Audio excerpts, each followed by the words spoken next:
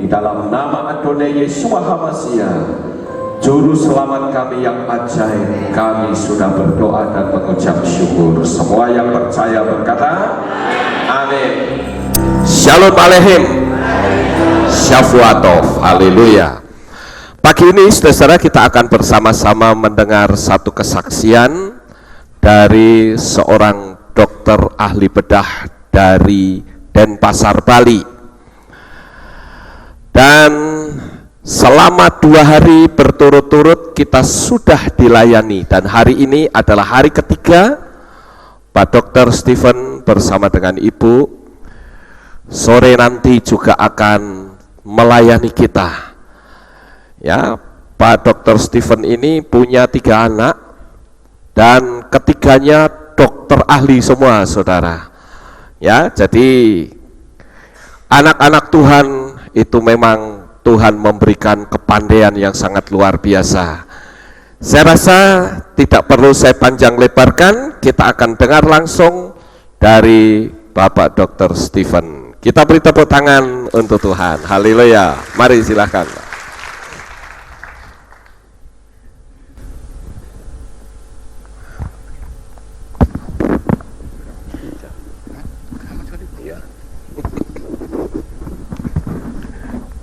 Shalom Aleichem. Manishma Toda. Haleluya. Bapak kasih di dalam nama Yeshua HaMashiach, hari ini saya bisa berdiri bukan karena ya ada suatu relationship yang khusus, tapi karena Bapak kita di surga mempersatukan kita, membawa kita untuk saling mengenal bahwa kita memiliki family. Ya, saya harap Bapak Ibu bisa menerima saya sebagai kakak, atau sebagai adik, atau sebagai teman, sahabat, atau sebagai orang tua, ya apa saja dalam hubungannya dengan family.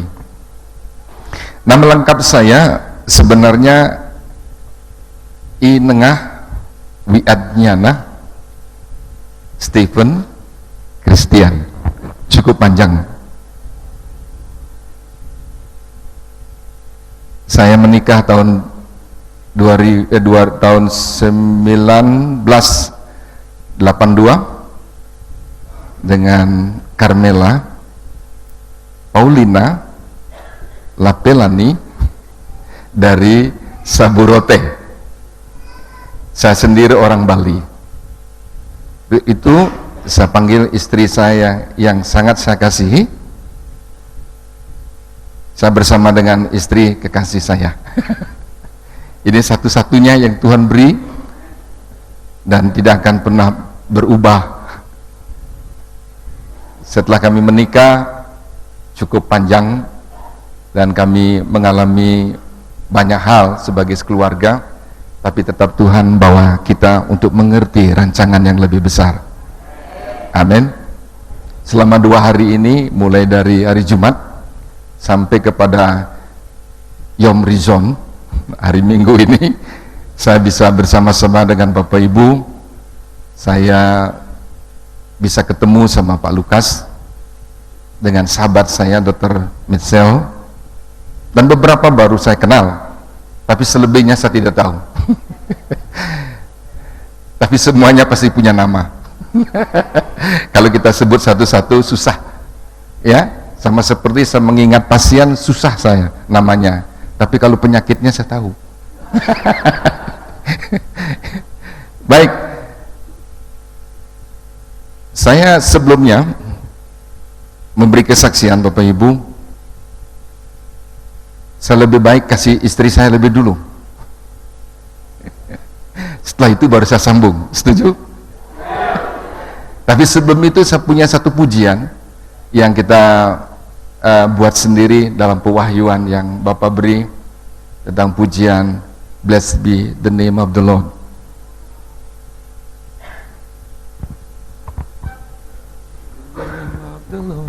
Haleluya. Nyanyiannya sederhana sekali. Jadi nyanyian itu sukacita, membuat kita mau berdansa, mau menari di hadapan Tuhan. Amin. Blessed be the name of the Lord. Hallelujah, ha, ha, ha. Baruch Adonai Elohi Israel. Blessed be the God of Israel. Hallelujah, ha, ha, ha. Ana Adonai Elohi Israel. Hallelujah, ha, ha, ha.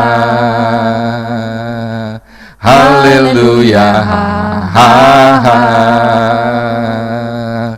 Hallelujah, ha, ha, ha. Ana Adonai Elohi Israel. Blessed be the God of Israel. Hallelujah, ha, ha, ha. Ana Adonai Meleki Israel. Hallelujah, ha, ha, ha. Hallelujah, ha, ha. Hallelujah, ha, ha, ha. Ana Adonai Meleki Israel.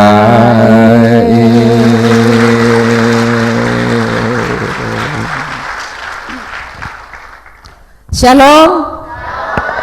Shalom Bapak Ibu yang kekasih di dalam Yeshua HaMashiach. Saya mengucap syukur kalau pagi hari ini saya berdiri di sini. Ya, tempat ini saya sudah lama rindukan. Ya, saya ceritakan bagaimana saya ketemu Pak Lukas Sutrisno, bukan di jalan atau bukan saya datang di Magelang. Tahun lalu, karena saya sering buka YouTube dan saya suka melihat berita-berita dari Israel, dan saya punya connect dengan beberapa anak Tuhan di Israel, dan saya melihat ada beberapa hamba Tuhan itu yang berbicara tentang akhir zaman, tapi satu yang membuat saya itu tertarik, ya, saya memilih nama Pak Lukas Sutrisno. Dan waktu saya mendengar semua YouTube yang dia pernah muat, dan saya bilang ini cocok buat saya. Ini cocok, ini pengajaran yang benar yang memang saya rindukan selama ini.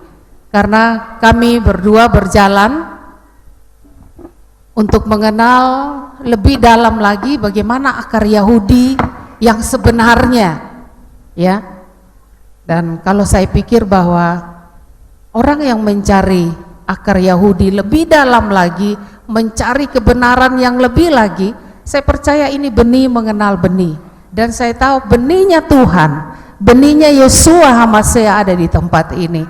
Dan saya menemukan keluarga di tempat ini, Bapak dan Ibu Lukas yang ada di tempat ini, dan semua anak Tuhan. Dan ini yang saya rindukan. Jadi waktu saya melihat gimana cara mengenal Pak Lukas Sutrisno, alamatnya nggak ada kan kalau di YouTube. Tapi gimana caranya? Saya tidak kehabisan akal. Saya buka Google, oh ini ada namanya, ada alamat gereja di sini, tempat ini, ya. Dan saya ada melihat juga nomor teleponnya. Tapi kemudian saya berpikir lagi, apakah dia sebagai hamba Tuhan yang besar mau menerima telepon dari saya? Ya, saya pikir jangan sampai nanti ibu siapa, ya. Saya urung lagi untuk telepon. Tapi kemudian timbul lagi rasa kerinduan. Saya bilang gimana sih mengenal Pak Lukas ini supaya saya tahu kenapa mereka di Magelang jauh-jauh di Jawa Tengah ada orang yang mengasihi Israel, mengasihi Yeshua HaMashiach, yang mengatakan Bapa Yahweh ada di sana. Dan saya buka Google lagi, saya ambil catatan, saya catat nomor telepon dan saya telepon saudaraku. Dan waktu saya telepon, Saya ingat waktu itu bulan Oktober, sebelum Pak Lukas berangkat ke Belanda ya, sama Ibu, dan yang menerima telepon saya adalah Mbak Sri, ya, Mbak Sri di tempat ini, di kantor, dan saya bilang, Mbak, gerejanya seperti apa? Saya tanya semua. Oh ya, memang seperti ini dan seperti ini ya, seperti yang saya bayangkan. Boleh saya bicara dengan Pak Lukas Sutrisno? Oh boleh Bu, ini ada nomor teleponnya. Nggak apa-apa ya, nggak apa-apa. Oh nggak apa-apa. Dan kemudian saya berani ambil keputusan dan saya menelpon beliau. Waduh, satu rasa sukacita yang besar karena Pak Lukas begitu antusias ya, respeknya begitu baik waktu menerima telepon dari saya, dan saya mengatakan saya dari Bali, ya saya Ibu Carmela, dan saya begitu tertarik dengan semua pengajaran yang ada di YouTube yang beliau sampaikan.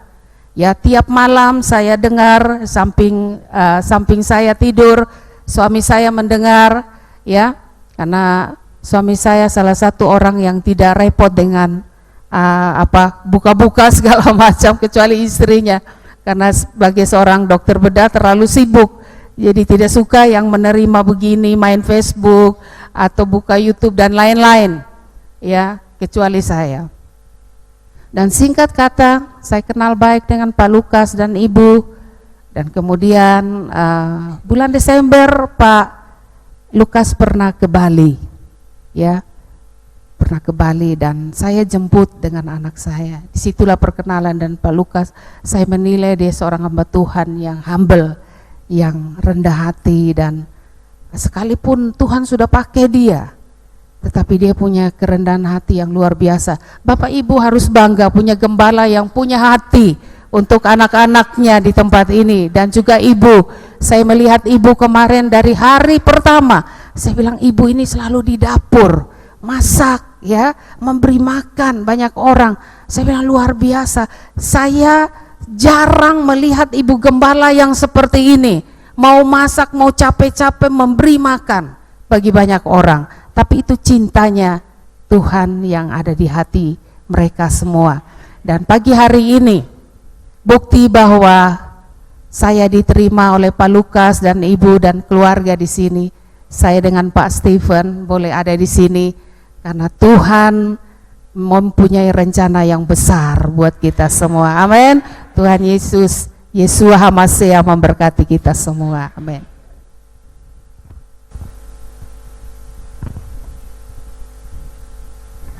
Baik, saya lanjutkan sekarang. Ya, yang mendasari kesaksian saya akan baca satu ayat firman Tuhan di dalam Mazmur 119 ayat 116. Itu bicara tegas sekali, dan itu membuat saya membuat terobosan-terobosan baru. Sejak mengenal Tuhan yang sebenarnya, Elohim sebenarnya, Yahweh yang sebenarnya, ya setelah bertumbuh makin dewasa, makin hari makin jelas bahwa kita adalah sebagai anak-anak yang dikasihi. Itu berbunyi seperti ayat 116 dari pasal 119. Itu bicara mengenai topanglah aku sesuai dengan janjimu supaya aku hidup, dan janganlah membuat aku malu dalam pengharapanku. Saya mengenal Yeshua, kalau dulu disebut nama Yesus, itu sejak kecil, yaitu usia 13 tahun. Itu satu-satunya dari keluarga Hindu, dalam keluarga rumah kami yang mengalami ini. Tapi entah bagaimana, saya tidak tahu kenapa waktu itu keluarga kami pecah. Karena kami berasal dari keluarga Hindu, papa mama saya itu keturunan pemangku, satu desa itu yang menentukan adat di sana. Jadi tanda petik dia kalau kita sebagai seorang pendeta jadi di situ, ya pendeta di Hindu. Dan papa saya sangat strict, dan itu generasi-generasi harus turun temurun, harus dipangku sama anak-anaknya karena tidak bisa beralih ke pemangkuan itu. Dalam satu kampung, satu desa di sana. Tetapi sejak kecil memang saya merindukan ada sesuatu perubahan sejak kecil. Waktu kecil masih SD, saya melihat atau pertama kali melihat orang ngaben. Tahu orang ngaben ya? Orang bakar mayat itu. Saya takut di situ. Takut sekali. Tuhan, saya tidak mau diaben. Saya tidak mau dibakar. Apakah ada yang lainnya supaya saya tidak mau diaben? Orang tua kita menceritakan tentang neraka, tentang nirwana, orang bilang tentang ketakutan-ketakutan yang luar biasa. Nanti kalau kamu nakal di bumi, kamu pantat kamu ditusuk-tusuk. Saya udah takut betul. Kamu akan dibakar di sana. Itu diceritain sama mama saya waktu tidur, cerita legenda. Ceritain begitu. Ya, aneh-aneh cerita dari pahlawan, cerita yang menakutkan, cerita tentang kalau kita mengenal surga. Di sana nirwana katanya, ada yang disebut dengan neraka, apa namanya itu. Tapi itu membuat satu roh saya suatu hal yang tidak tenang, yang menakutkan. Tapi tetap karena saya tidak mau pergi kemana, nggak tahu juga, bertanya kepada siapa juga nggak tahu. Tapi di situ saya mengerti bahwa Bapak tahu saya lahir di sana sebagai putranya yang suatu saat nanti bisa berdiri di sini. Itu anehnya dimulai, papa saya itu menikah 3 kali. Ada yang di sini sampai 3 kali, 4 kali, atau menyerupai Salomo. Punya istri tidak cukup 1, 2, tambah lagi 3, tambah lagi 4. Nah, sama seperti papa saya. Papa saya menikah, itu ibu pertama adalah kami. Dia punya anak 7, masih di Hindu. Pekerjaan papa saya dulu cuman pedagang, tapi kadang-kadang dia ya serambutan begitu pekerjaan. Ibu saya seorang ibu rumah tangga, tidak punya pendidikan. Papa saya tidak berpendidikan, cuman tamat mungkin SD. Mama saya nggak tamat SD. Nggak tamat SD, karena waktu itu zaman Jepang tidak boleh sekolah, dan anak-anak gadis-gadis tidak boleh keluar karena ditangkap sama Jepang. Nah, singkat cerita, terus kami lahir di suatu desa di sana, di negara Jembrana di Bali sana, dan dibesarkan di sana dengan 7 bersaudara, ibu kandung, bapak kandung, dan kami tidak memiliki apa-apa. Tidak punya apapun dan tidak punya pengharapan sebagai anak-anak. Dan sejarah ini dimulai pada waktu saya selesai tamat SD. Tamat SD, dan waktu itu entah bagaimana pada waktu saya membawa sertifikat pulang. Sertifikat pulang, ijazah, waktu itu adalah ijazah SD. Saya senang pulang dengan bangga, mau ketemu orang tua.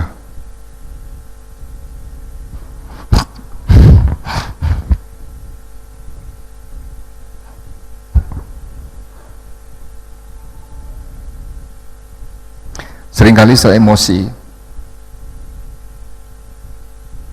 pada waktu start kehidupan kami.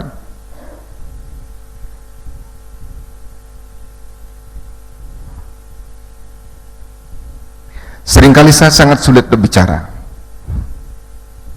mengingat kebaikan Bapa kita di surga. Kalau kita melihat sekarang, saya melihat sudah diwanti-wanti sama istri saya, Papa jangan menangis, karena itu tidak bisa. Kalau hati kita tersentuh, kalau sentuhan dingin dia enak, kalau pisau menyentuh dia sakit, kalau api menyentuh panas dia.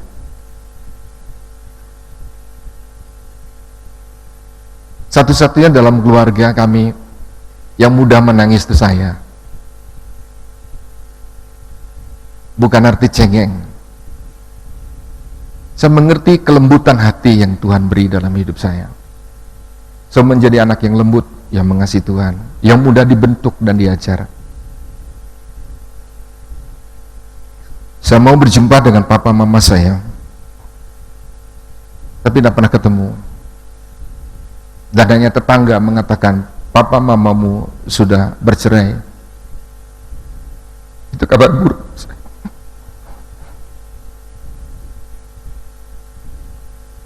Kabar yang tidak bisa saya terima.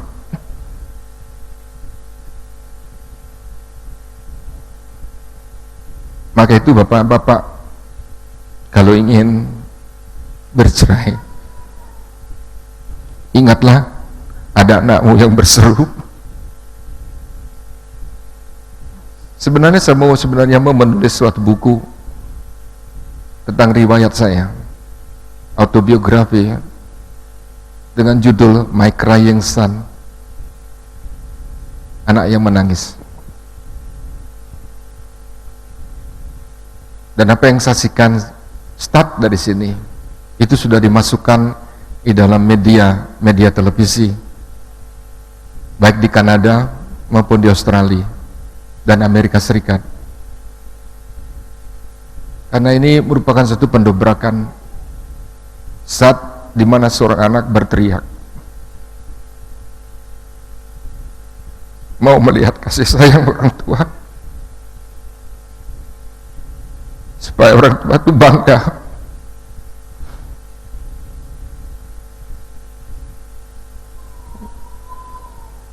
Saya mau berusaha melihat figur seorang ayah, figur seorang ibu,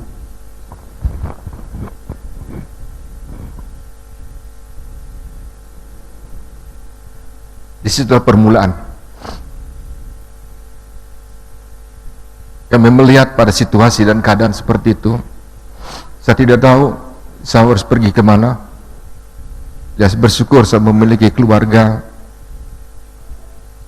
papa, keluarganya mama. Akhirnya saya dipungut di situ. Dan disitulah saya mengatakan bahwa saya tidak punya pengharapan lagi. Untuk sekolah tidak mungkin. Untuk hidup pun sangat sulit.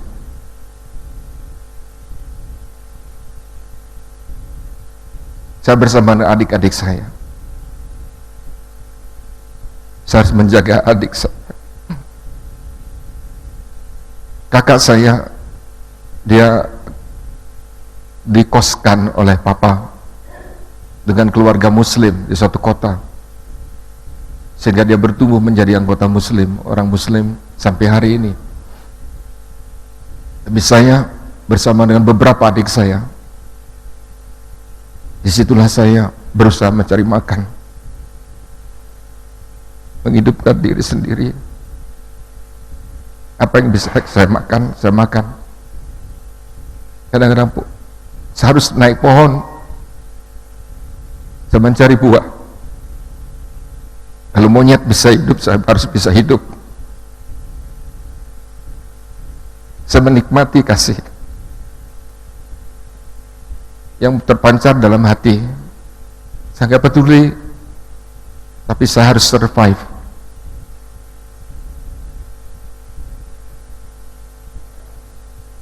Namanya lapar, namanya tidak makan, saya tahu, saya kenali. Suatu saat kami dari keluarga miskin, betul-betul miskin. Dari zaman dulu setelah gunung meletus, Gunung Agung meletus, itu semua miskin. Untuk mencari nasi sebungkus sangat sulit. Suatu saat, suatu hari, kami semua anak-anak lapar semuanya. Mama tidak punya pekerjaan, papa sibuk mengurus istri yang lain. Ada orang memberikan nasi 1 bungkus. Saya tidak tega untuk makan. Saya berikan kepada adik saya. Adik saya lapar.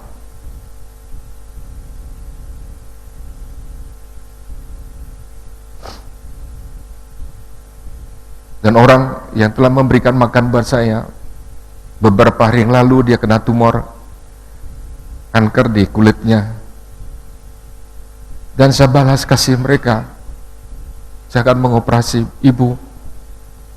Karena ibu dulu kasih makan buat saya sebagai anak.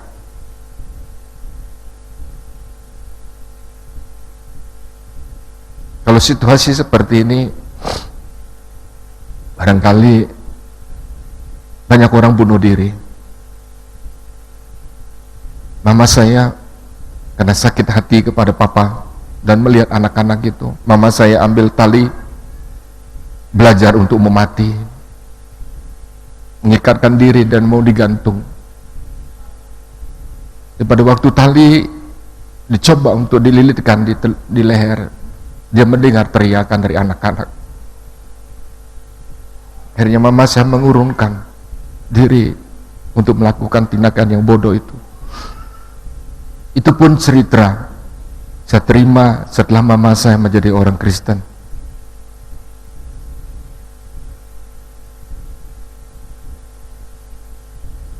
Akhirnya saya tidak tahu siapa yang menggerakkan hati seseorang. Saya punya om, dia sudah Kristen, waktu sudah Kristen, dan disitulah dia mengambil saya keluar dari desa itu dan dibawa saya ke panti asuhan.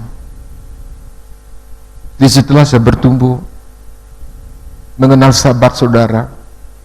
Dulu kehilangan, saya tidak punya teman, tidak punya sahabat, tidak punya orang tua. Saya tidak tahu orang tua masih di mana. Sampai saat itu saya tidak tahu di mana orang tua saya.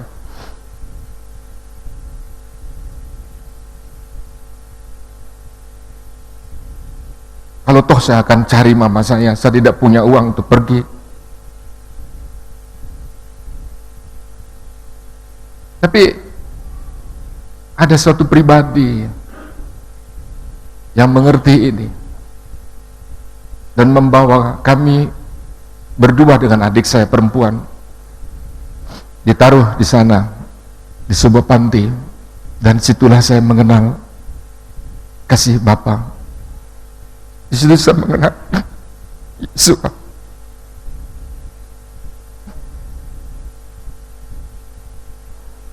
Di situ saya belajar buku Alkitab. Setiap hari saya baca buku itu.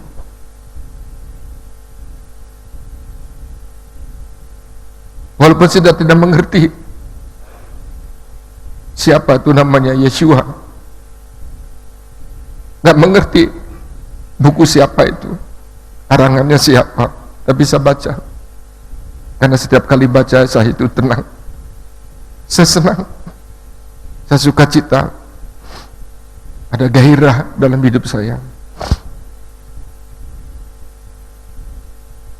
Sampai suatu saat memang saya sakit-sakitan di sana.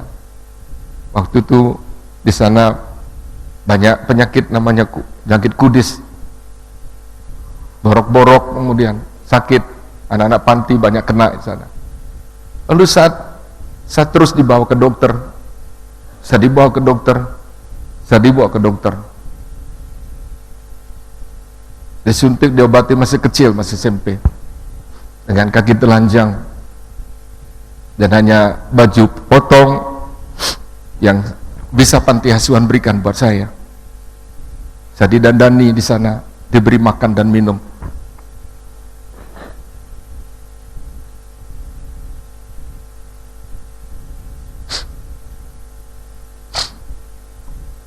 Memberikan kami sesuap nasi untuk kami bisa hidup, dan memberikan kami pakaian untuk kami bisa pakai.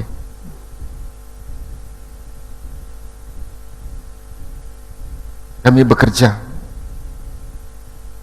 Satu saat ada seorang pendeta di sana, nama saya dipanggil Adnyano. Kamu mau kerja di situ? Mau. Saya pergi mencangkul di sawah.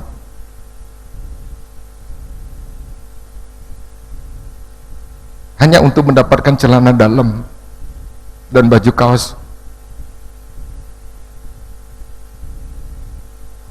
Dan saya senang. Dan saya suka cita. Saya sudah terbiasa menderita. Baju kaos yang bekas itu berharga bagi saya, sangat berharga.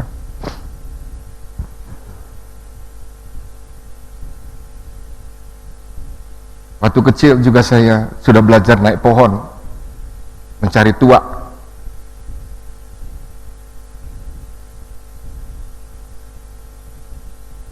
Dengan sebuah pisau di punggung, dengan ada tempat untuk bawa tuak, saya naik pohon, tiap pagi 5 pohon, waktu kecil. Saya tidak pernah berpikir saya jatuh, gak pernah. Saya bayangkan kalau sekarang saya suruh naik, ya minta ampun, saya gak mau. Karena pernah bayangkan, tapi saya hanya bonek saja.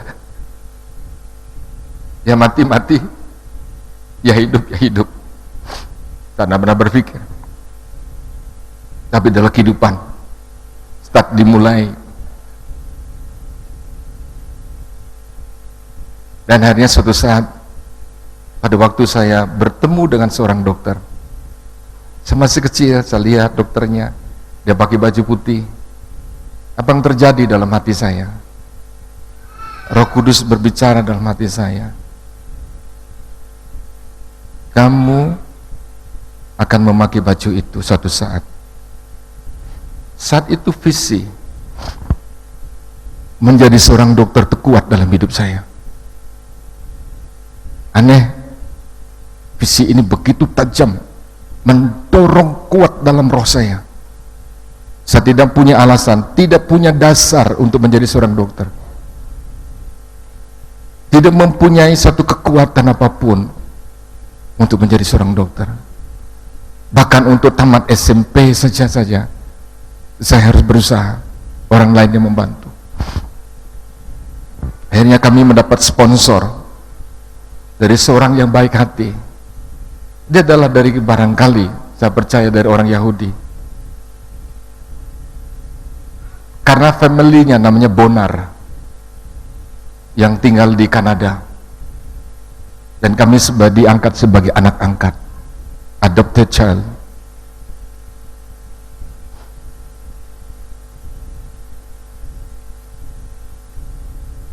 Dan setiap kali laporan dituliskan, apa cita-citamu?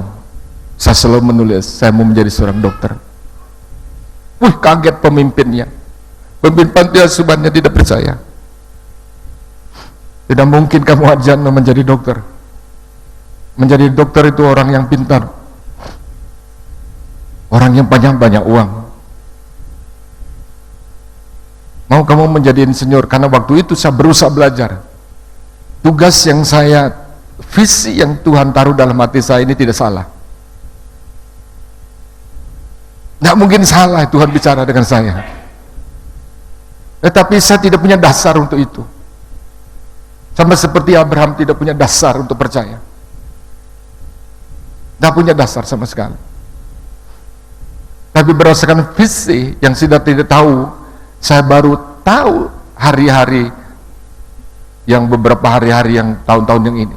Setelah saya menjadi dokter baru saya mengerti bahwa itu adalah sebuah vision.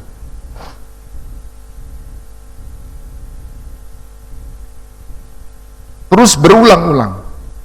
Lalu pemimpin panti bilang, kamu tidak bisa. Begitu saya belajar kuat, akhirnya saya menjadi juara. Terus menjadi juara karena saya belajar terus. Karena visi ini merupakan tantangan buat kalian. Kamu harus menjadi pintar. Kalau kamu tidak pintar, kamu tidak bisa menjadi dokter. Saya belajar, saya berusaha belajar. Saya tidak peduli siapa yang akan memberi uang buat saya akan tahu. Saya bisa belajar. Saya di sana di panti asuhan menggosok WC. Di WC pun saya tempelkan buku pelajaran saya, supaya saya bisa mengikuti visi ini, panggilan sesungguhnya, dan itu benar bagi saya. Saya ikuti terus, saya belajar sungguh, dan saya berdoa sungguh-sungguh, karena di situ saya mengerti tentang apa yang disebut dengan anugerah.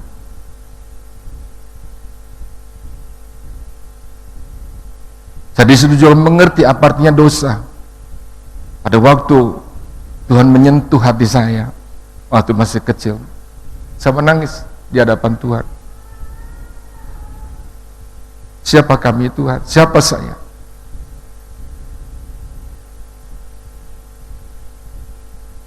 Tapi kasih karunia, saya baru mengerti sekarang ini. Seringkali kita tidak akan pernah mengerti apa yang kita hadapi saat ini. Nanti setelah kita dewasa, baru kita mengerti dan mengucapkan syukur. Akhirnya saya tamat SMP. Kalau mau masuk kedokteran harus SMA. Di situ di-cut saya. Kamu tidak bisa masuk SMA. Apakah saya berdiam? Saya tidak konfrontatif dengan mereka, tapi saya lari ke kamar. Saya berdoa. Saya menangis di kamar berdoa.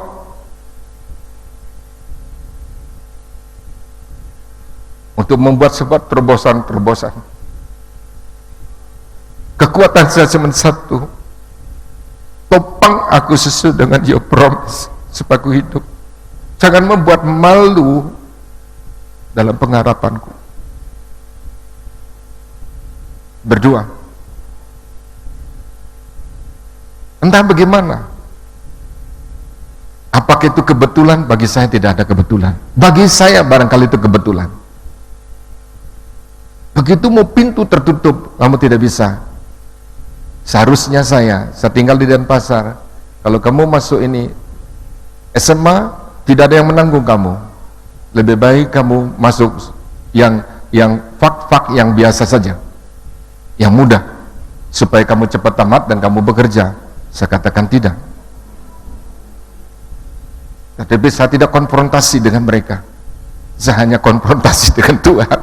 Saya mau cerita segala sesuatu sama Tuhan.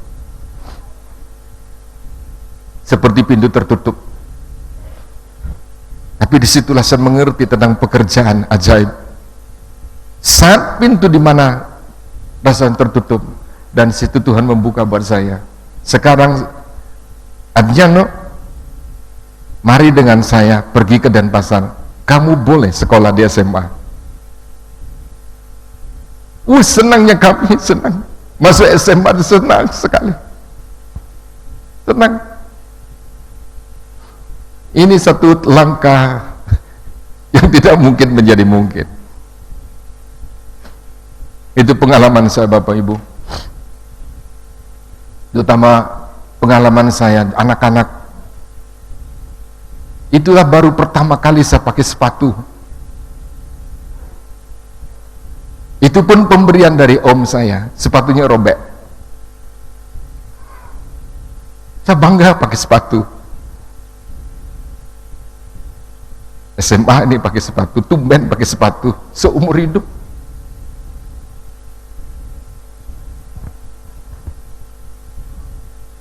Kalau sekarang anak-anak, perhatikan, seringkali kita memarahi orang tua gara-gara sesuatu yang sebenarnya kecil, yaitu menuntut sesuatu yang lebih besar yang tidak mampu papa mama lakukan.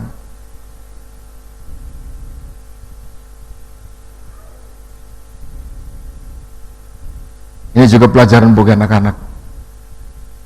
Pada waktu kami mengalami suatu, orang tua kita tidak bisa lakukan apapun. Pergilah ke kamar, cari bapak kita, tanyakan sama bapak kita, ngomong, ceritakan semua.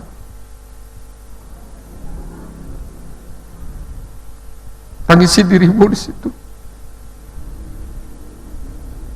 Belajar mencurahkan isi hati. Karena bagi kita sulit mencurahkan isi hati kepada Bapa. Lalu mencurahkan isi hati kepada orang lain gampang. Tapi susah belajar mengenal hati seorang ayah, seorang Bapa di surga.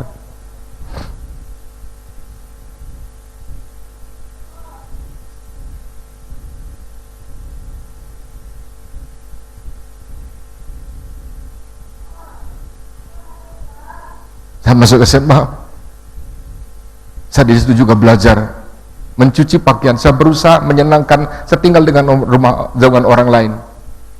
Selama itu sampai SMA saya belum pernah ketemu papa mama saya, karena saya tidak punya uang untuk juga pergi, dan tidak mau pulang. Saya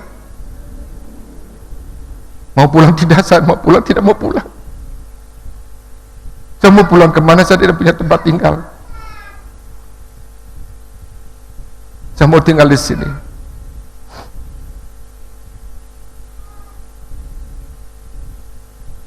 Tahun 74 itu masa-masa sulit juga di seluruh Indonesia. Belum ada PAM. Kami menggendong, menimba air sumur, dan kami bawa tiap pagi, tiap sore untuk memberi mandi kepada Tuhan kami. Dia harus mandi lebih dulu. Saya memasak, saya pergi ke pasar dan naik sepeda. Saya beli sayur. Saya belajar memasak di sana. Saya belajar mengepel. Saya belajar mencuci pakaian orang lain. Saya harus melayani Tuhan. Saya mau tinggal di sana supaya Tuhan itu menyenangkan. Saya berusaha untuk menyenangkan. Karena saya punya tujuan cuma satu, supaya visi ini digenapi. Karena tidak mungkin berteriak kepada siapa. Sponsor saya hanya memberikan uang 10.000 waktu tahun itu. Bapak Ibu bisa mengerti 10.000. Mungkin sekarang ini 100.000 saja deh. Bisa hidup. Siapa yang bisa membuat hidup saya? Itulah janji Tuhan. Siapa yang bisa menopang saya supaya berdiri tegak, tidak goyah kaki saya, walaupun saya berjalan bertati-tati, menggenapi setiap misi.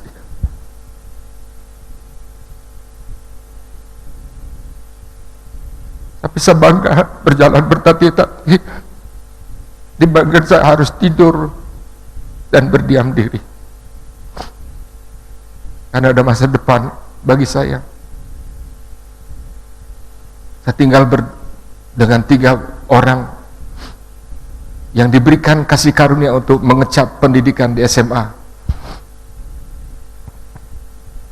Tapi saya melihat 2 teman saya ini memang betul malas dia, karena dia tidak punya visi gambaran apapun. Tapi saya berusaha.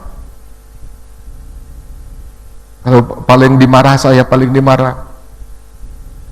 Mereka tahu bahwa saya mau menyenangkan, saya mau ngepel, semua mau ngepel, mau bersihkan, apapun yang bersihkan saya bisa kerjakan. Sampai gosok WC, sampai apapun saya kerjakan. Saya nggak peduli tangan saya mau masukkan ke WC, nggak peduli.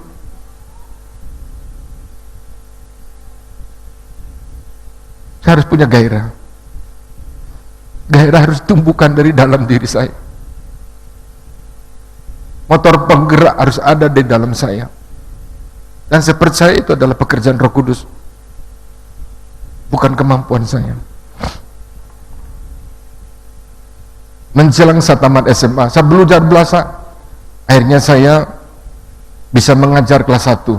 Saya tamat kelas 2, saya bisa mengajar kelas 1.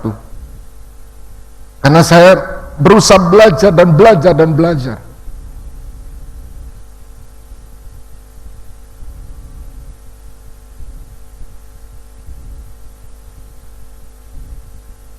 Orang belum dapat pelajaran itu saya sudah belajar. Orang belum dikasih PR, saya sudah kerjain PR-nya itu. karena saya punya gairah. Apa yang saya harus kerjakan itu harus saya kerjakan. Selebihnya kalau itu saya tidak mengambil pekerjaannya Tuhan, urusannya Tuhan ya urusannya Tuhan. Tapi urusannya saya harus kerjakan lebih dulu, supaya berbarengan bersama-sama. Untuk masalah finansial, masalah apapun, hanya saya mengangkat tangan, saya mencoba menyerah. Tapi dalam hal belajar saya tidak mengangkat tangan, saya akan berusaha, saya belajar. Suatu saat Bapak Ibu, ini tidak mudah untuk menggenapi visi. Tahu-tahu entah bagaimana tuan rumah punya ember pecah, gara-gara ember pecah. Lalu hari itu juga dia ngomong gini sama saya, Adriano, hari ini juga angkat kopermu keluar dari rumah ini. Bayangkan Bapak Ibu, kalau saya menjadi orang bonek, orang ini saya akan angkat koper langsung. Maka habislah semua riwayat apa yang Tuhan beri dalam visi saya. Adriano, suatu saat nanti kamu menggunakan baju putih ini,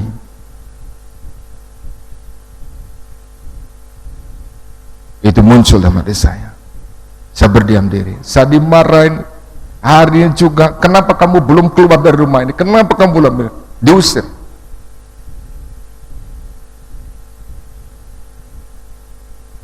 Apa yang saya lakukan? Saya ingat cerita Elia pada waktu dikejar sama Isabel. Dia pergi dan duduk di sebuah pohon.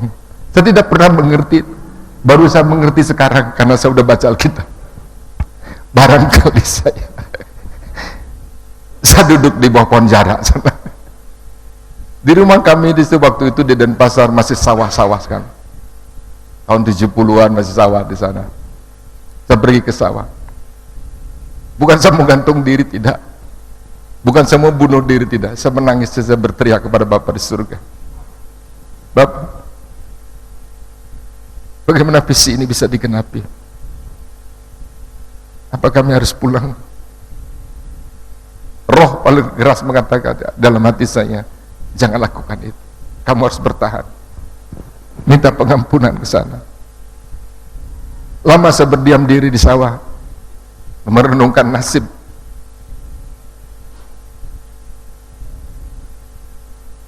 Adik-adik tempat ini, kalau adik-adik punya visi, berjuanglah untuk visi. Jangan putus asa. Untuk menggenapi visi ini tidak mudah. Yusuf,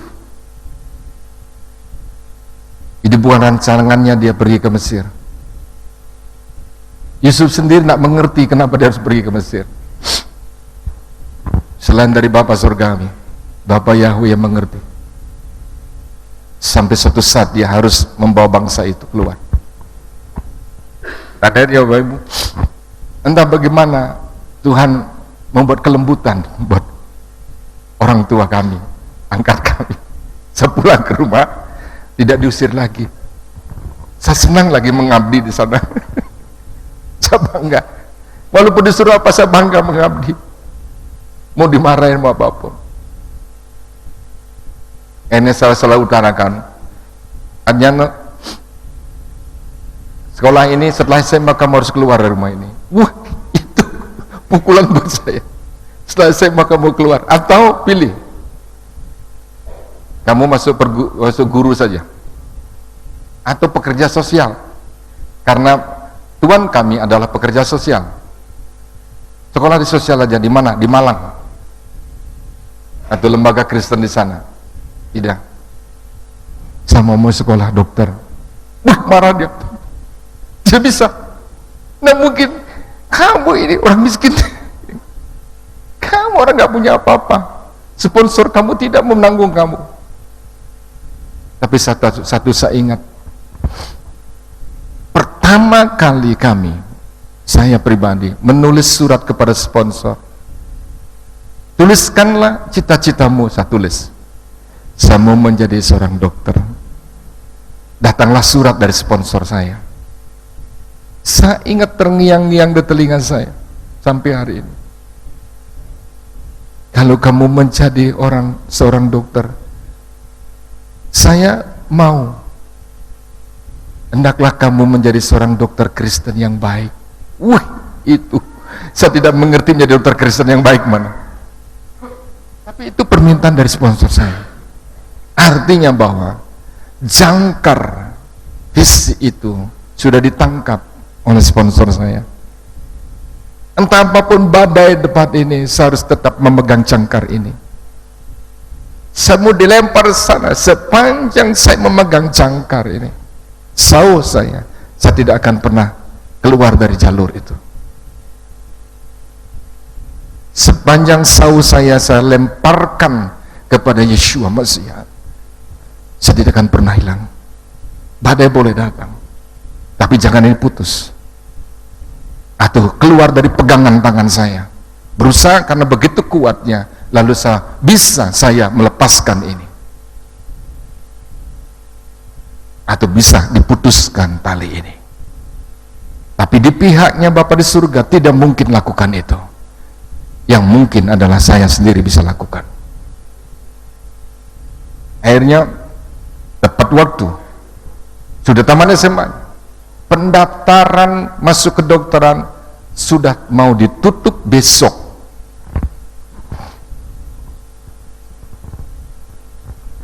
Belum ada jawaban.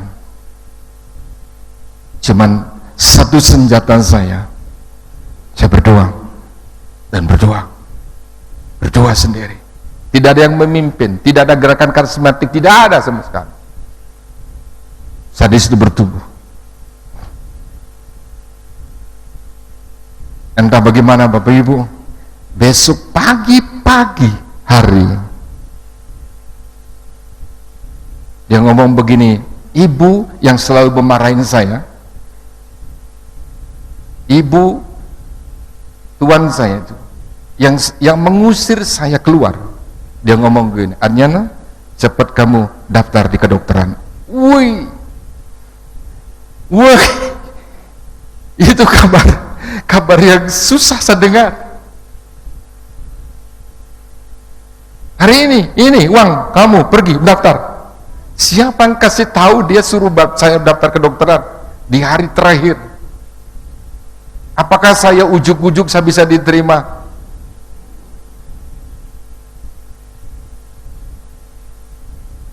Oh, ini karena anak panti anak ini diterima langsung di kedokteran? Tidak, harus mengikuti ujian.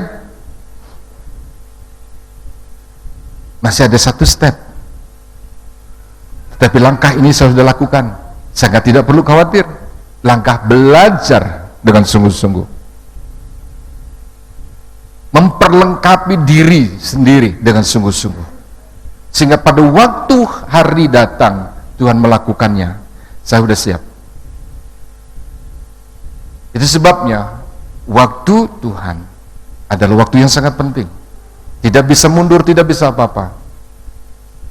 Karena Bapa Yahweh kita di surga, Yeshua mengerti sampai jauh mana persiapan anak-anak Tuhan. Kalau kita sudah siap, itu sudah siap, let's go. Yang celakanya, waktunya Tuhan sudah ada, kita tidak siap. Akhirnya saya jalan, tidak peduli, saya tidak pernah punya keraguan apapun, karena sudah mempersiapkan diri. Bukan sombong, tapi roh yang mendalam di sini. Just do it. Akhirnya saya pergi sana sepeda ke fakultas, daftar di sana. Ujian. Akhirnya udah ada ujian. Belum selesai waktu habis ujian, saya sudah selesai mengajarkan ujian. Akhirnya datang pengumuman. Saya masuk dalam kelompok 10 besar. Lulus ujian kedokteran. Masuk fakultas. Itulah visi Tuhan bicara pada waktu saya kecil. Saya angkat sepeda, saya berlari. Puji Tuhan, haleluya. Saya nggak peduli, saya minta betul-betul, saya berlari. Ini sudah Apakah saya menjadi seorang dokter lagi? Betul? Tidak. Tapi ini permulaan saya masuk pintu gerbang fakultas ini.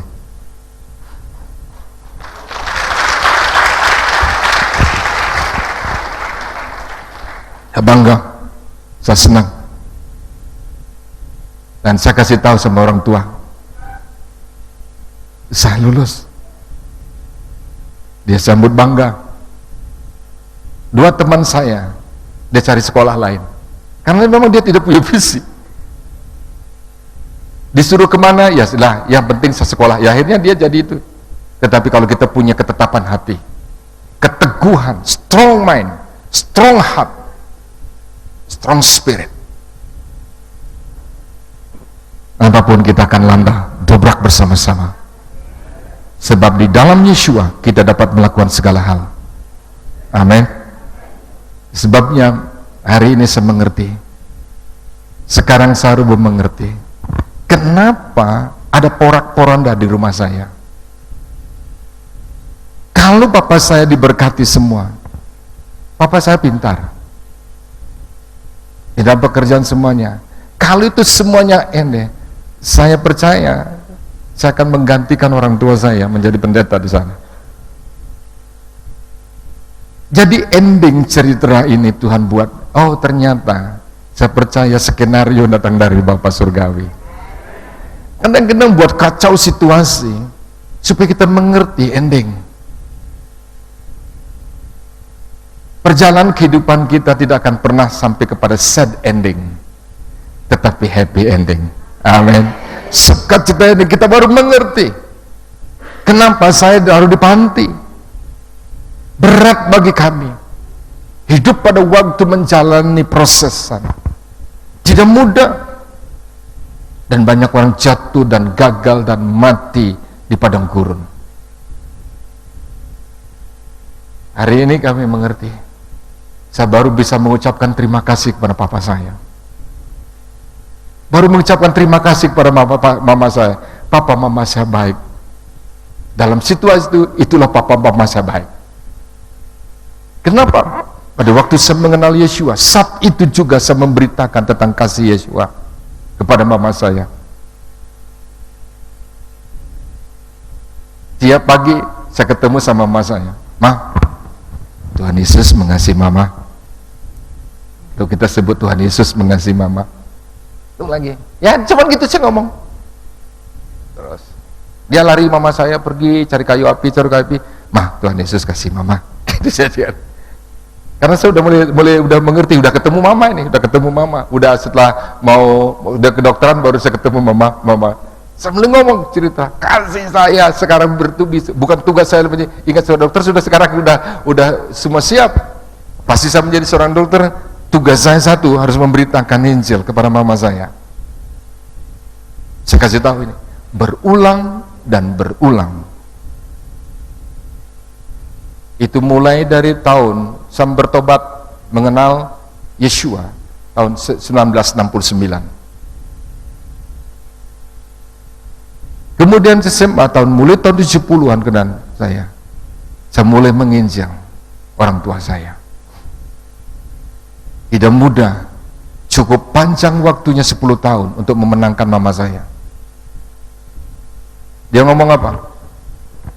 Mama saya ngomong begini, nah, tiap kamu datang, Yesus saja kamu sebut. Tidak pernah bawa kopi sama gula. Gimana? Sehingga saya dikenal, sampai hari ini orang itu kenal menyebut saya, ini Yesus yang datang. Ya bersyukur saya disebut Yesus yang datang, dibanding ini monyet yang datang, repot ya. Sampai dokter-dokter menyampaikan itu, ini Yesus datang. Panggil itu dokter Yesus itu yang ada di situ, dia ngomong begitu.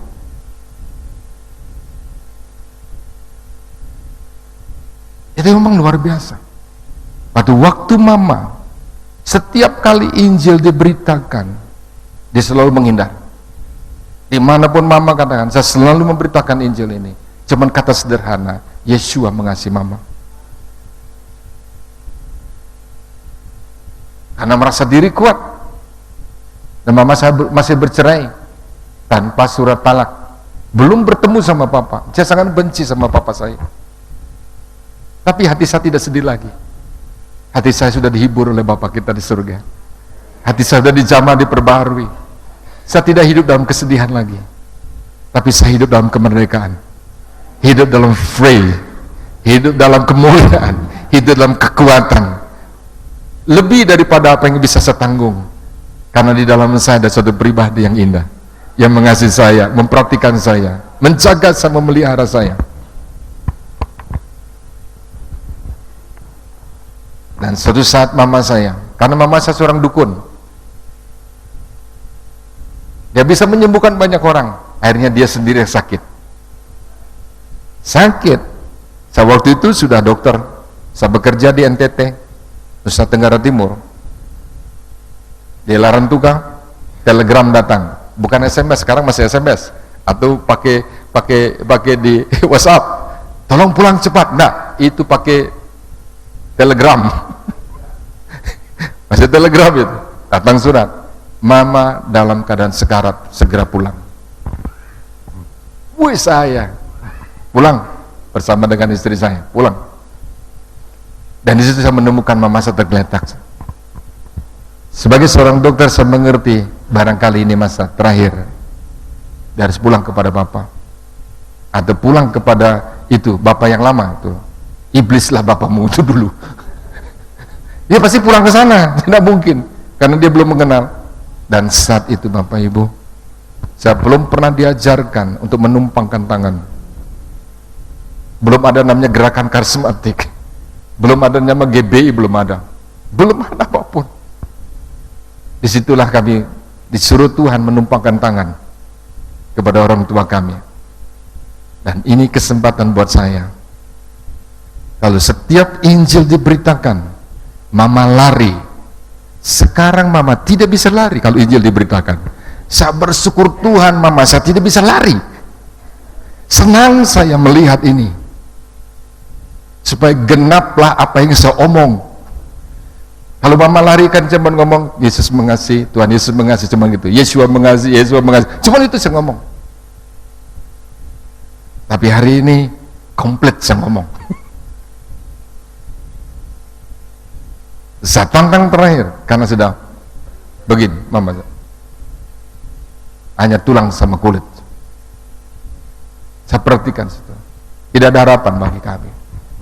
Yang terakhir saya ketemu mama, itu kira-kira tahun 84-85. Akhirnya Bapak Ibu, saya katakan tantang, mama percaya kepada apa yang saya sampaikan ini. Yeshua masih bisa menyembuh. Yesus yang saya ceritakan ini, saya hanya melihat tanda saja, lalu keluar air mata dari mama saya. Tadi menolak mati-matian. Pada waktu minta pengakuan, mama percaya, hari ini juga mama bangkit, sembuh. Dan saat itu mama mengatakan, iya saya percaya. Saat itu mama saya bangun. Saat itu mama saya pergi masak, memasakkan saya nasi bersama dengan Mela. Amin.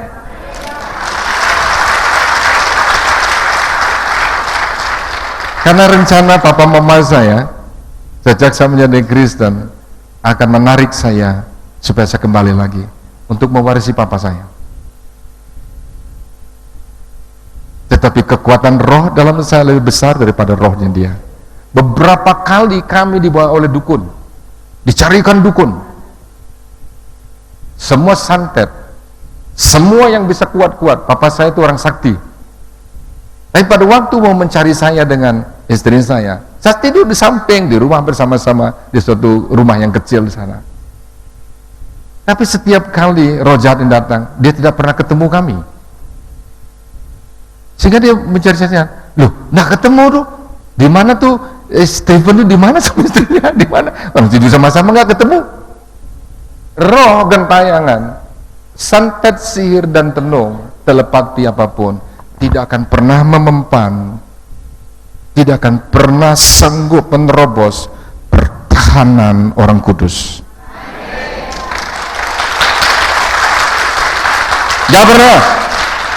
Maka itu jangan takut orang tenung telepati, apapun kesaktian mereka, sehebat-hebatnya Lucifer, tidak akan pernah bisa menerobos api kemuliaan dari Bapa kita. No.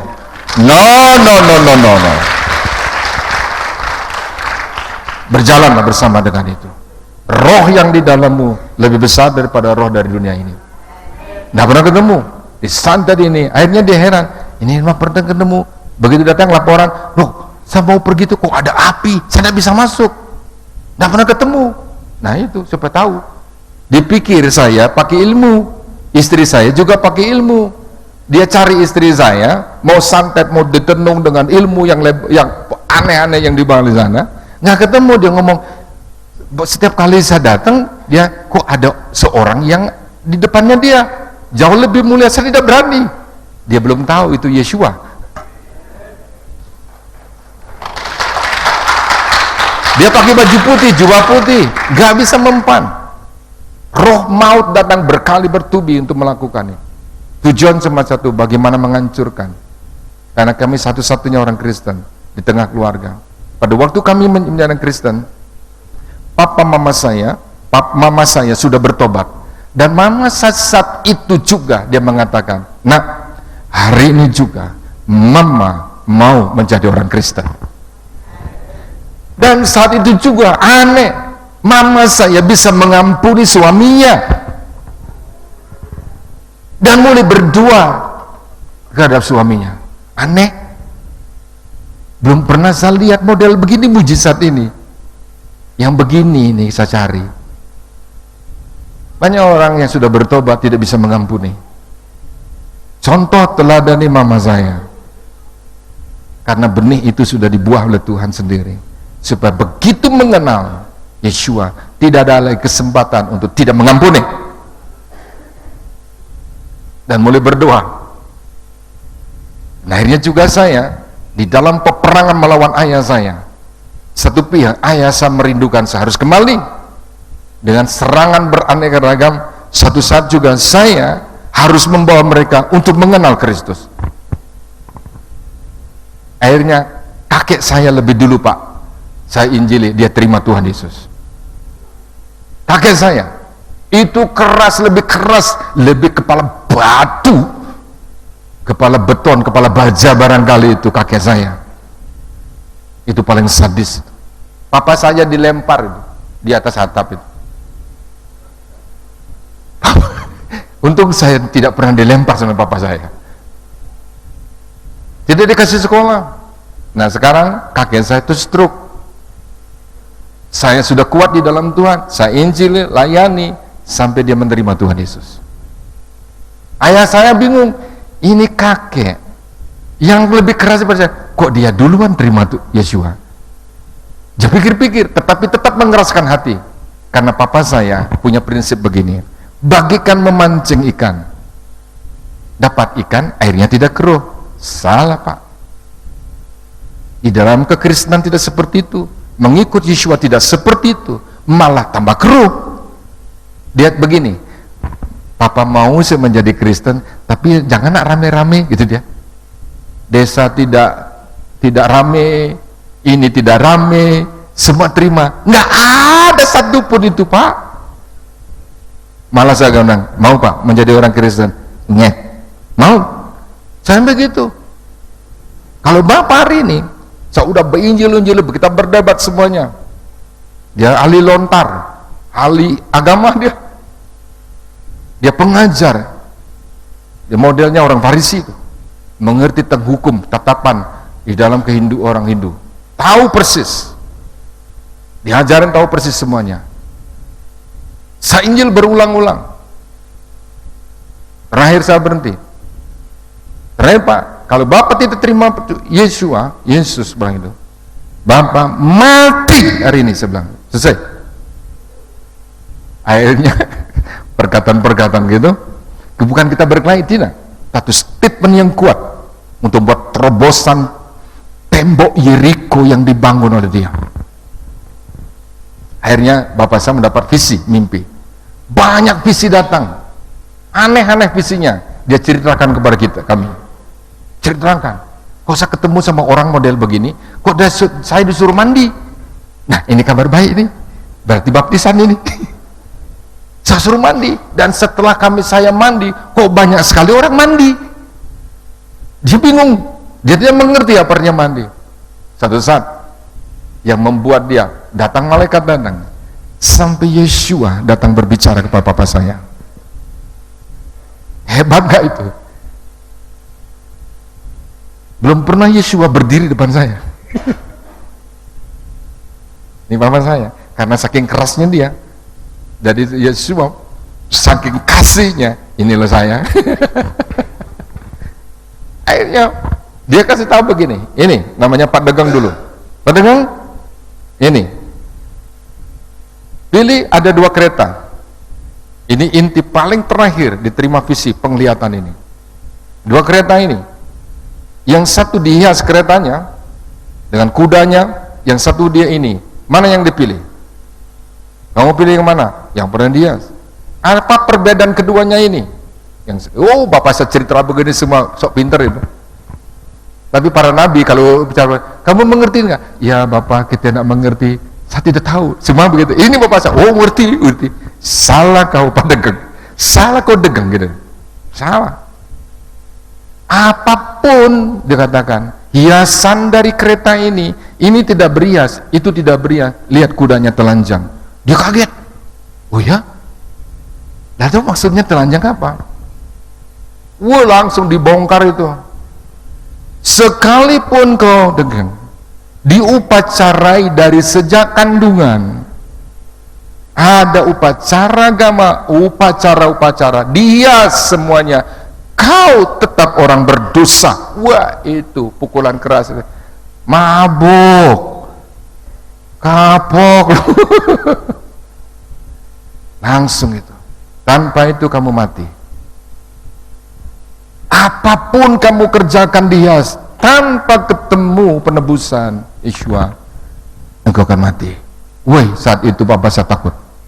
Saat itu papa saya lari dari Kelungkung ke Denpasar. Terengah-engah datang masuk ke rumah. Dengar. Ada apa Pak? Papa takut. Kenapa Papa takut? Papa takut, kenapa takut? Hari ini tolong Bapak baptis. Hari itu hari Jumat. Kan biasa hari baptis ada apa? Hari Minggu. Nggak bisa Pak hari Minggu. Pokoknya hari ini Bapak baptis, Bapak takut mati. Hari ini juga Bapak minta baptis. Tunggu Pak hari Minggu. Ya saya bujuk-bujuk begini karena kalau sekarang gampang. Kita baptisin bawa ke laut. Dulu masih ada hukum-hukum ketetapan-ketetapan. Tidak mudah waktu itu. 20 tahun papa saya baru bertobat. Ibu saya 10 tahun dia bertobat. Akhirnya papa saya terima Yeshua, bertobat, dan di situ Bapak Ibu dalam 3 bulan bernama habis semua Alkitab dilalap sama dia. Dan dia hafal. Kalau dia khotbah, dia perlu baca Alkitab, dia hafal semua. Akhirnya itulah setelah dia mandi, banyak orang mandi, dia cari saudara-saudaranya semuanya, dan semua menjadi orang Kristen. Saya geleng-geleng kepala nih, hebat. Mulai dari saya yang dulu tidak punya pengharapan, jadi saya baru mengerti, saya cuma angkat tangan. Bapak, baru saya menghargai proses itu, baru saya mengerti bahwa proses itu adalah rancanganmu sendiri. Engkau buat semuanya supaya aku bisa balik. Kalau tidak, saya menjadi peminum dan pemaduk barangkali. Tapi hari ini saya bisa bersama dengan Bapak Ibu karena proses yang Tuhan lakukan dalam hidup saya. Dan akhirnya pada waktu itu sebelum papa saya bertobat, lalu Tuhan tunjukkan, Adnyana, kamu bukan Adnyana, rubah namamu menjadi Stephen. Kaget saya. Akhirnya kenapa nama Stephen Christian? Nama Bali saya itu nama Inenga Wiadnyana. Nengah Wiadnyana kedua. Namanya Nengah Wiadnyana. Kemudian itu nama itu biasanya saya tanya sama mama saya, dari mana mama ini? Nama ini biasanya dipanggil dari arwah-arwah dari laut. Diberikan kepada nama saya. Sekalipun nama itu bagi saya nama artinya hikmat, bijaksana. Adnyana itu bijaksana, hikmat. nama yang baik. Tapi karena itu nama yang diambil dari laut. Stephen, apa namamu? Bu? Kasih namamu Stephen. Lalu Stephen masuklah namanya Stephen Christian. Kenapa nama Stephen? Saya mencari namanya Stephen dalam Alkitab. Karena Stephen inilah yang pertama kali dirajam sebagai martir. Kalau begitu saya mulai mikir, ya Tuhan, karena saya menjadi martir tengah-tengah keluarga ini. Saya dibenci, pokoknya saya dibuang tidak sebagai anak. Apalagi setelah Kristen tidak diakui sebagai anak. Ya sudah, tidak apa-apa, jadi martir. Nama Stephen. Ternyata papa saya itu Saulus. Dan berubah, dan kemudian dapat pernyataan mimpi. Dengan bukan nama kamu dagang, ganti namamu menjadi Paulus. Cocok juga sekarang antara Stefanus yang dirajam oleh Saulus dan sekarang dia jadi Paulus. Dan akhirnya papa saya, karena begitu kuatnya dalam penginjilan, sampai di blacklist oleh pemerintahan Bali. Udah dimusuhi, disetrui, dipanggil oleh militer, dipanggil oleh desa, dipanggil ini, bahkan dijanjikan, Pak, kalau Bapak pindah lagi menjadi orang Hindu, saya kasih mobil, saya kasih tanah. Saya tidak bisa, saya sudah mengerti kebenaran. Karena apa yang ada tertulis dalam kitab-kitab mereka itu realnya ada di dalam Alkitab, di dalam kitab suci. Oh, ada ini hanya simbol-simbol saja. Dia mengerti di sana. Oh, ternyata jawabannya, kenapa sekarang, dia baru nyesel, kenapa saya sekarang ini baru mau menjadi orang Kristen? Itulah papa saya. Akhirnya papa saya menjadi pendeta, nggak jadi pendeta Hindu, dia menjadi pendeta orang Kristen. Saya duluan menjadi pendeta, kemudian bapak saya menjadi pendeta, papa mama saya rujuk kembali dan menikah selama 22 tahun. Haleluya. Dia menikah kembali dan dibaptis, menikah, diresmikan dalam pernikahan gereja. Itu pertama kali saya melihat, inilah figur papa mama saya yang hilang, ditemukan kembali dalam kemuliaan. Tapi saya bersyukur Bapa di surga mengakhiri semuanya dengan sangat indah cerita ini. Tapi papa mama saya sudah bersama dengan Bapa di surga, dan mama saya juga bersama dengan Bapa di surga, sudah selesai. Dan karena mereka merindukan Nengah, saya panggil selalu Nengah, papa mau pulang, papa persiapkan dalam pengantin, persiapanmu selalu begitu ngomong dia mau pulang, ya pulanglah Bapak. Mama saya terakhir minta pulang, ya mah pulang saja. Dia langsung meninggal. Bersama-sama, saya senang karena mereka sudah berjumpa dengan Bapak surgawi dan sudah enak, sudah luar biasa. Tapi sekarang saya masih punya tugas dan kewajiban. Bapak Ibu, bukan hanya saya diberkati, adik saya juga diberkati, seluruh adik saya dan keturunan-keturunan diberkati. Adik saya nomor 2, dengan kakak saya sekarang bergumul. Dia masih tetap Muslim, pertahankan karena kedudukan, karena posisi, bukan karena apa. Tapi saya tetap punya keyakinan, suatu saat buat sesuatu, lakukan sesuatu sesuai dengan rancanganmu. Tapi adik saya yang nomor 3, dia adalah guru besar, itu anak panti juga. Setelah saya masuk panti, semuanya masuk panti. Jadi saya sebenarnya sebagai penunjuk jalan, membuka pintu masuk panti asuhan. Jadi adik saya sekarang di Malang dia sebagai guru besar di sana, jadi profesor, diberkati. Amin. Kemudian adik saya laki terakhir ada juga dokter sama seperti saya. Dia juga anak panti asuhan. Dia sama seperti saya menjadi konsultan bedah onkologi. Saya sebagai dokter bedah konsultan onkologi, yaitu menangani pasien kanker. Adik saya baru selesai bedah onkologi. Adik saya jadi berkati juga sebagai pendeta hamba Tuhan.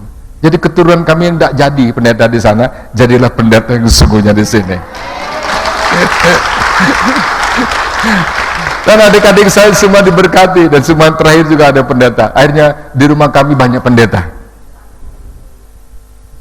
Tapi di sana saya bilang, walaupun banyak tahu kebenaran, cuman kamu pegang satu. Saya sering marah sama adik saya. anak adik-adik saya memperlakukan kami itu dengan titel. Memperlakukan mereka dengan titel. Itu Prof itu, dia ngomong begitu. Saya panggil, sini dulu kamu sini. Kamu bilang apa tadi? Itu Prof. Tahu itu kakakmu.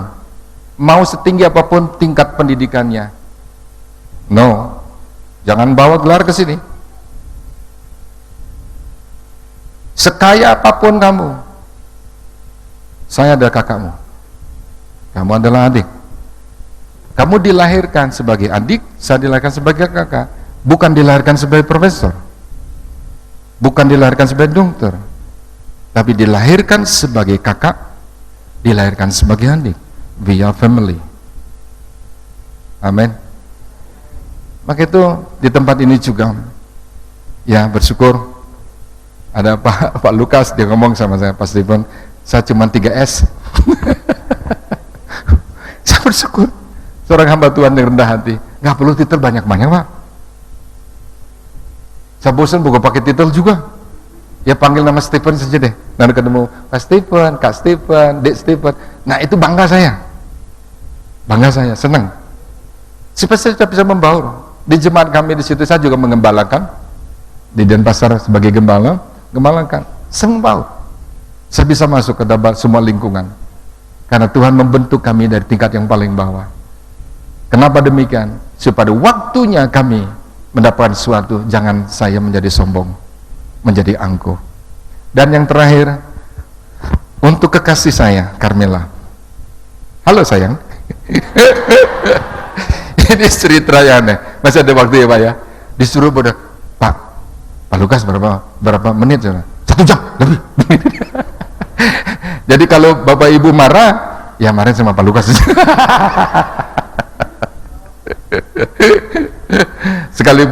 sekaligus konsaksian, sekaligus khotbah.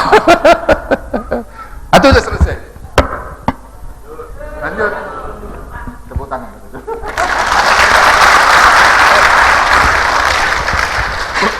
Baik. Kalau Bapak Ibu setuju, nanti jangan ngomel-ngomel sama saya di depan. Tapi banyak orang, Pak Stephen kenapa terlalu cepat? Ada lagi, kok cepat-cepat amin gitu. Kalau namanya sudah menarik kayak hidup sebagainya. Oke. Istri saya memang unik, jatuh cinta aja unik sekali. Pada waktu saya, itu pasien saya nih, ini pasien saya. Itu pasien saya. Tapi sekarang bukan pasien.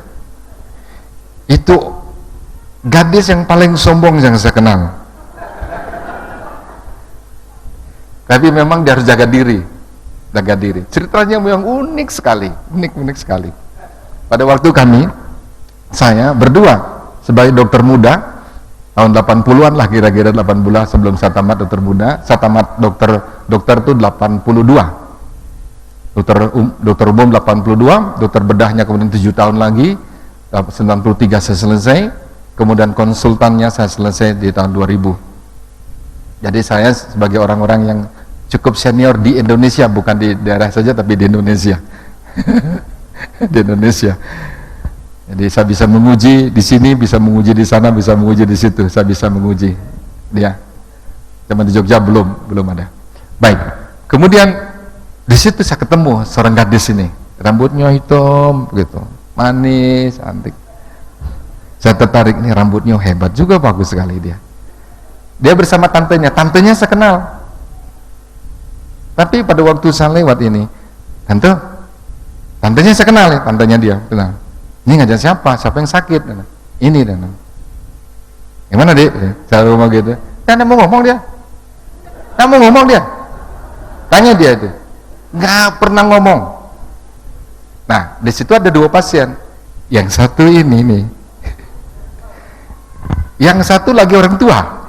Perbedaannya antara yang kisut dengan orang yang udah kenceng banget. Pasti ada perbedaan di telinganya juga. Yang satu tai telinganya pasti banyak, dia periksa telinga. Saya udah pikir kalau orang tua udah periksa telinga, ini pasti tai telinganya banyak sekali nih. Wah itu karena butek dia tuh. Dan ini mengeluh leher karena amandel. gitu. Amandel, kemudian tanya itu udah enggak ada. Dari saya juga berdua, yang satu saya masih muda, yang satu sudah menikah. Nah, janjian ya, kita janji berdua ini. Dia tidak tahu, dia giliran ini. Kamu yang ngambil yang tua, saya yang mereksa yang muda. Gitu, ada perjanjian ini. Karena dia sombong banget, dia ngomong sama saya. Tapi ternyata waktu saya diam-diam begitu, karena enggak ketemu lagi, enggak periksa lagi. Waktu ngomong, matanya dia hebat ini. Dia lirik nama saya. Dia diam-diam itu kopi ini paste nama saya. Wah, dia bilang dulu kan namanya DRS Med kan, dokter muda itu namanya DRS Med. Nah, disitulah W titik itu Wiadnyana Stephen CHR kita tulis ya di nama ini. Itu kopi sama Mas tanpa izin dari saya. Tanpa izin dari saya. Akhirnya saya kasih cerita, akhirnya lama menunggu ini, kok lama sekali nggak periksa. Biasanya kalau ada yang biasa, tunggu saja deh nanti deh. Ini kok lama sekali susternya panggil. Akhirnya saya ngomong begini, saya mau pipis nih, mau ke kamar mandi dulu sebentar deh. Begitu keluar kamar mandi, dia sudah diperiksa sama yang satu lagi. Lalu akhirnya saya nggak jadi ketemu sama dia, ketemu sama orang tua ini. Ya dah, jiwa anak muda, begitu aja muda. Matanya lirik ke situ dia mulai pada. Tapi juga selesai juga periksa ini Bapak Ibu. Karena tanggung jawab. Diperiksa, ini juga. Habis itu selesai. Tidak ada bekas, tidak ada apa-apa, selesai. Entah bagaimana keluarganya kemudian sekian tahun kemudian, sekian bulan kemudian, karena saya dulu lupa, dia tahu dia. Ada keluarganya untuk berobat ke Denpasar, dia tidak tahu nama dokter. Nah, tahu-tahu ini model kayak Eliezer. Omnya ke model kayak Eliezer, mencari pasangan untuk Ishak. Akhirnya dia bilang, Mela, kenal nggak dokter ada di sana? Oh, nggak tahu. Lama-lama baru ingat dia punya catatan harian. Ini baru dia bersaksi setelah dia menikah dengan saya. Dia punya catatan harian. Dia punya catatan harian. Ada namanya tuh DRS Med itu. Dia pikir sama saya di THT. Nah, cari ini, saya cuma kenal ini nih. Ini pasti orang Kristen ini. Pasti orang Kristen karena namanya ini. Ada Kristiannya, ada Stephen, dia pasti orang kita. Nah, mungkin orang lain. Nah, dia bawalah surat kartu, bukan suratnya, kartu yang berisi gambar bulldog. Ini kartu bulldog kepada saya yang saya kenal gitu. Wah, hebat juga. Sayang sekali kartunya tuh hilang. Itu karena suatu memori yang bagus sekali buat saya sebenarnya itu. Kalau saya ingat, ini loh dia. Nah, tapi karena itu tidak menjadi masalah, akhirnya dicari saya berulang-ulang sampai dia bosan karena tidak pernah ketemu. Karena saya udah pindah dari THT ke penyakit dalam. Akhirnya terakhir keputusan, hari ini kalau tidak ketemu orangnya ini, ini omnya cari saya, kasih surat ini, saya akan pulang. Akhirnya tempat waktu dicari saya, ketemu saya. Nah, setelah saya guyon-guyonan, Om, siapa ini Om? Gitu. Nggak tahu ini, namanya ini. Tapi fotonya tidak ada, saya nggak kenal ini. Siapa? Katanya pernah di THT. Oh, nggak tahu saya. Tapi saya bilang bisik sama Omnya. Cantik nggak orang ini? Cocok Pak Dokter. Tapi orangnya cantik nggak? Cantik. Oh ya? Cocok dengan saya, cocok dia bilang gitu. Cocok kata dia. Nah, akhirnya disitulah mulai pasang ancang-ancang ini untuk mencari identitas. Akhirnya kasih tahu sama dia, saya tulis kembali ke dirinya, tolong kirim foto supaya saya tak kenal yang mana seorangnya ini, saya bilang gitu. Jadi polos-polos. Akhirnya datang fotonya, lah ini toh yang sombong.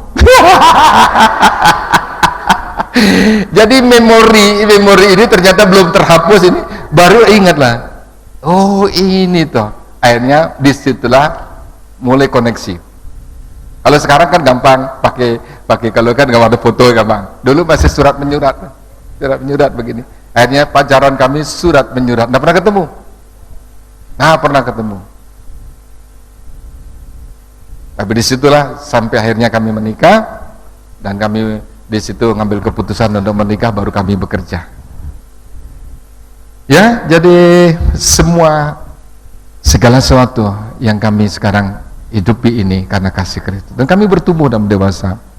Dan yang terakhir, kenapa kami cinta Israel?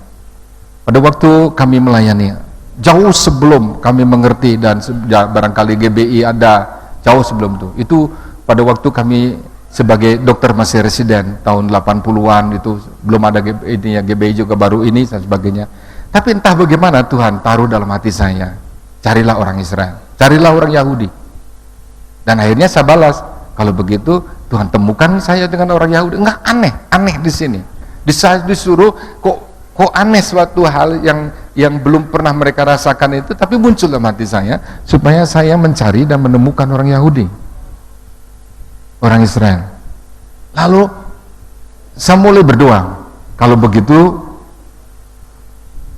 tunjukkanlah dan temukanlah saya dengan orang Yahudi. Oh, nah, akhirnya roh berbicara, carilah di UGD. Karena pasien-pasien yang datang di rumah sakit Sanglah itu kan ada banyak orang turis waktu itu. Belum ada rumah sakit yang sekarang bertumbuh, karena larinya kebanyakan ke rumah sakit Sanglah. Akhirnya disitulah kami pertama kali ketemu seorang ibu yang mengalami kecelakaan lalu lintas. Sudah berumur kira-kira 70-60 tahun, 70 di atas itu semuanya.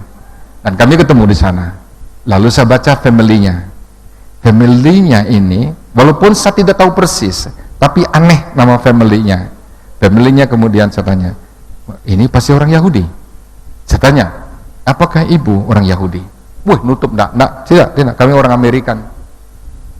Kami orang Amerika. Tetapi dari family, apakah ibu berdarah Yahudi? Enggak, kami orang ini. Lalu disitulah saya membuka hati saya. Ibu, kenapa saya tanya demikian? Kami sangat mencintai, entah bagaimana hati kami terikat dengan orang Yahudi. Tidak ada orang ngajarin saya, tidak ada orang kasih tahu sama saya, tapi roh benih ini mengatakan seperti itu. Saya sangat mencintai, sangat mengasihi. Saya ceritakan semua, saya menginjil dia. Akhirnya beberapa menit kemudian dia mengaku, iya Pak, saya orang Yahudi. Nah, kebetulan dia ketemu.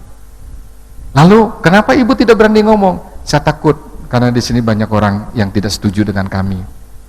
Kami menyembunyikan identitas kami. Seluruh orang Yahudi menyembunyikan dirinya yang datang ke Bali.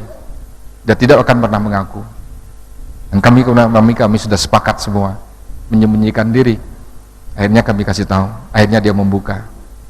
Dan akhirnya ibu sekarang tetap pegang Taurat, Bible, tidak.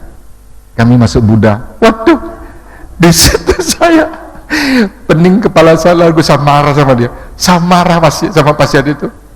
Saya kesempatan bisa marah ini karena saya dokter. Saya pakai otoritas saya sebagai dokter, saya marah di ibu ini. Dan akhirnya ibu ini menangis. Saya kasihan juga. Saya bilang begini, ibu jauh-jauh.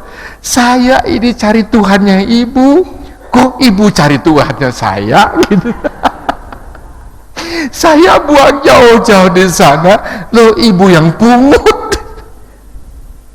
Hari ini ibu bertobat. Kenali Tuhanmu. Itu yang saya percaya. Dia menangis.